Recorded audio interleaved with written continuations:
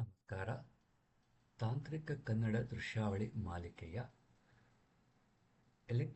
Basic electronics ಲ್ಯಾಬ್ನ ಸರಣಿಯ ಮೊದಲನೆಯ ಪ್ರಯೋಗದ ಎರಡನೆಯ ಭಾಗಕ್ಕೆ ತಮಗೆ ಸ್ವಾಗತ.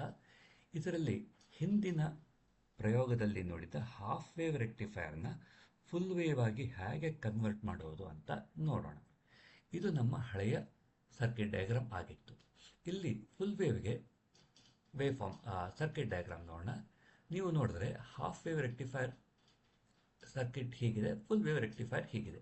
ಎರಡು ಹೆಚ್ಚು ಕಡಿಮೆ ಒಂದೇ ಥರ ಇದೆ. ಇಲ್ಲಿ ಒಂದು ಎಕ್ಸ್ಟ್ರಾ ರೆಸಿಸ್ಟರ್ ಡಯೋಡ್ಗಳನ್ನು ಹಾಕಬೇಕು ಅಷ್ಟೇ.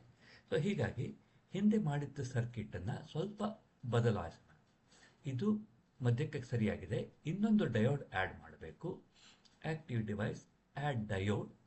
ಇಲ್ಲಿ ಇನ್ನೊಂದು ಡಯೋಡ್ ಆ್ಯಡ್ ಮಾಡೋಣ. ಹಾಗೂ ಈ ಡಯೋಡ್ ಎಲ್ಲಿ ಇರಬೇಕು ಅಂದರೆ ಇಲ್ಲಿಂದ ಇವೆರಡು ಡಯೋಡು ಒಟ್ಟಿಗೆ ಕನೆಕ್ಟ್ ಆಗಿರಬೇಕು. ಇವ ರೆಸಿಸ್ಟೆನ್ಸ್ ಮಧ್ಯ. ಅಂದರೆ ನಮ್ಮ ಸರ್ಕ್ಯೂಟ್ನಲ್ಲಿ ಇಲ್ಲಿಂದ ಕನೆಕ್ಷನ್ ಮಾಡೋಣ. Add wire. ರೆಕ್ಟಿಫೈಯರ್ ದ ಈ ಕಡೆ one end of the diode, the other end of diode will go to the load resistance. ಇಷ್ಟೇ. ಇದು ಬಿಟ್ಟರೆ ದ ಸರ್ಕ್ಯೂಟ್ ಹಿಂದಿಂದು ಹೇಗಿದೆ ಹಾಗೆ ಇದೆ. ಈಗಾಗಲೇ ನಾವು ಇಲ್ಲಿ ಇನ್ಪುಟ್ ಮತ್ತು ಔಟ್ಪುಟ್ ಎರಡನ್ನು ವೇವ್ ಫಾರ್ಮ್ನಲ್ಲಿ ನೋಡ್ತಾ ಇದ್ದೇವೆ. ಹೀಗಾಗಿ ನಾವು ಇದನ್ನು ಡೈರೆಕ್ಟ್ ರನ್ ಅಂತ ಕೊಡೋಣ. ಈಗ ನೋಡಿದ್ರೆ ಏನಾಗ್ತಾ ಇದೆ ಅಂತ ತಾವು ಗಮನಿಸಿದರೆ ಹಿಂದಿನ ಸರ್ಕ್ಯೂಟಲ್ಲಿ ಈ ಪಾರ್ಟಿ ಇರಲಿಲ್ಲ. ಒಂದು ಭಾಗ ಮಾತ್ರ ರೆಕ್ಟಿಫೈ ಬರ್ತಿತ್ತು. ಇದು ಇನ್ಪುಟ್ ನೆಗೆಟಿವ್ ಇದ್ದಾಗ ಔಟ್ಪುಟ್ 0 ಆಗಿರ್ತಿತ್ತು. ಈಗ ಇನ್ಪುಟ್ ನೆಗೆಟಿವ್ ಇದ್ದಾಗಲೂ ಔಟ್ಪುಟ್ಟು ಮೇಲ್ಗಡೆ ಬರ್ತಾ ಇದೆ. ಸೊ ನನ್ನ ಔಟ್ಪುಟ್ ಎರಡು ಕಡೆ ಬರೋದ್ರಿಂದ ಮ್ಯಾಕ್ಸಿಮಮ್ ಇಸ್ 2.9 ವೋಲ್ಟ್ಸ್. ಇಲ್ಲಿ ಏನಾಗುತ್ತೆ ಕ್ಯಾಲ್ಕುಲೇಟ್ ಮಾಡಿದರೆ ಓಕೆ VM ಸೇಮ್ ಇದೆ, ಬಟ್ RMS ಇಸ್ VM/√2. ಹೀಗಾಗಿ ನಮ್ಮ RMS ಜಾಸ್ತಿ ಆಗುತ್ತೆ. ಅಲ್ಲದೆ DC ವ್ಯಾಲ್ಯೂ ಟ್ವೈಸ್ VM/π ಆಗುತ್ತೆ. ಹಿಂದೆ VM/π ಇತ್ತು.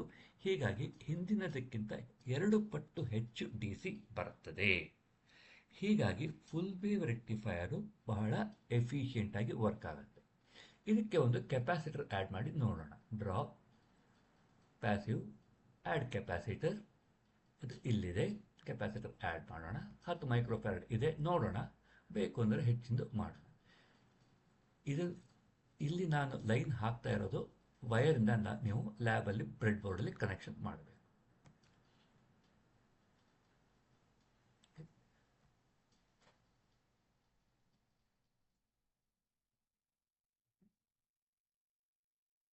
ಹಿಂದಿನಕ್ಕಿಂತಲೂ ಹೆಚ್ಚು ಅಥವಾ ಕಡಿಮೆ ವೇರಿಯೇಷನ್ಸ್ ಇರೋದರಿಂದ DC ಹೆಚ್ಚಾಗಿ ಬರುತ್ತದೆ. ಇಷ್ಟೇ ಅಲ್ಲದೆ ತಾವು ಇನ್ನೊಂದು ಗಮನಿಸಿದರೆ ಇಲ್ಲಿ ಯಾವ ರೆಕ್ಟಿಫೈಯರ್ ಯಾವ ಡಯೋಡ್ ಯಾವಾಗ ಕಂಡಕ್ಟ್ ಆಗುತ್ತೆ ಅಂತ ಗೊತ್ತಾಗುತ್ತೆ. ಇದನ್ನು ತೆಗೆಯೋಣ ಅಂದರೆ ಅದು ನೋಡಬಹುದು. ಈಗ ಮೇಲ್ಗಡೆ ಡಯೋಡ್, ಈಗ ಕೆಳಗಡೆ ಡಯೋಡ್ ಕಂಡಕ್ಟ್ ಆಗ್ತಾ ಇದೆ. ಹಸಿರು ಇದ್ದಾಗ ಆ ಡಯೋಡ್ ಕಂಡಕ್ಟ್ ಆಗ್ತಾ ಇದೆ. ಕೆಂಪು ಇದ್ದಾಗ ಇನ್ನೊಂದು ಡಯೋಡ್ ಕಂಡಕ್ಟ್ ಆಗುತ್ತೆ. ಅದನ್ನು ನಾವು ಸ್ವಲ್ಪ ಫ್ರೀಕ್ವೆನ್ಸಿ ಜಾಸ್ತಿ ಕಡಿಮೆ ಮಾಡಿ ನೋಡಿದ್ರೆ ಗೊತ್ತಾಗುತ್ತೆ. ಈಗ ಮೇಲ್ಗಡೆ ಡಯೋಡಿಂದ ಕಂಡಕ್ಟ್ ಆಗಿ ಕರೆಂಟ್ ಹೀಗೆ ಬರ್ತಾ ಇದೆ.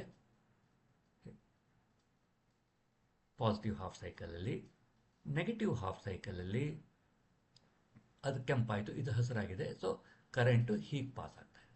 ಎರಡು ಸಾರ್ತಿ ಕರೆಂಟು ರೆಸಿಸ್ಟರಲ್ಲಿ ಮೇಲ್ಗಡೆಯಿಂದ ಕೆಳಗಡೆಗೆ ಪಾಸ್ ಆಗ್ತಾ ಇರೋದ್ರಿಂದ ನಮಗೆ ಸಿಂಗಲ್ ಡೈರೆಕ್ಷನ್ ಕರೆಂಟ್ ಬರುತ್ತದೆ. ಸೊ ಹಾಫ್ ವೇವ್ ರೆಕ್ಟಿಫೈಯರ್ ಮತ್ತು full wave rectifier procedure exactly same ಇದೆ.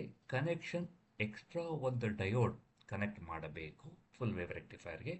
ಅದು ಬಿಟ್ಟರೆ ಉಳಿದು ಎಲ್ಲವೂ ಹೆಚ್ಚು ಕಡಿಮೆ ಹಾಗೆ ಇದೆ. ಇದನ್ನು ನೀವು ಲ್ಯಾಬಲ್ಲಿ ಬ್ರೆಡ್ ಬೋರ್ಡ್, ಸ್ಪ್ರಿಂಗ್ ಬೋರ್ಡಲ್ಲಿ ಕನೆಕ್ಟ್ ಮಾಡಿ ಇದನ್ನು 220 ವೋಲ್ಟ್ಸ್ ಇನ್ಪುಟ್ಗೆ ಕನೆಕ್ಟ್ ಮಾಡಿ. ಇಲ್ಲಿ ನಾವು ಆಸಿಲೋಸ್ಕೋಪ್ ಬಂದಿದ್ದೀವಿ, ಇಲ್ಲಿ ಬರ್ತಾ ಇದೆ. ನಮ್ಮ ಲ್ಯಾಬಲ್ಲಿ ಫಿಸಿಕಲ್ ಆಗಿ ಆಸಿಲೋಸ್ಕೋಪ್ ಕನೆಕ್ಟ್ ಮಾಡಿ ನೋಡಿ. ಇಲ್ಲಿಗೆ ಮೊದಲನೆಯ full wave experiment, full wave ಮತ್ತು ಹಾಫ್ ವೇವ್ ಆಪರೇಷನ್ ಮುಗಿಯಿತು.